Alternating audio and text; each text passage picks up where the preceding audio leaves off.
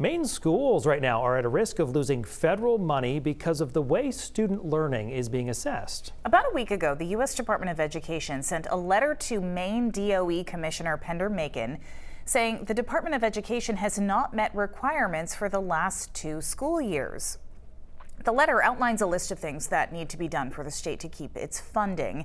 News Center Maine's Jackie Mundry explains. The United States Department of Education says Maine students are not being assessed correctly in reading, language arts, or math. And because of that, the state is now labeled high risk and could lose federal funding.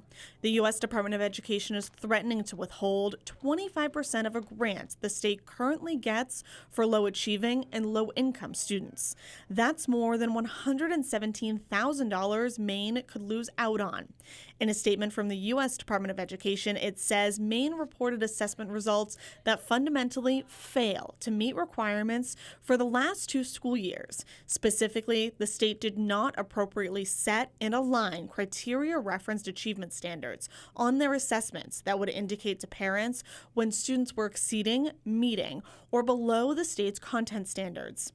The Maine DOE has until next Monday to respond to the federal government to explain why it should not withhold this money. Commissioner Pender Makin was not available for an interview on Monday, but a spokesperson for the department says in an email that it will respond to the letter and hopes to see this issue resolved soon. The email also says that the state has been using a federal assessment program for 3 years and adds the department strongly believes that Maine's temporary assessment was in full compliance with federal law.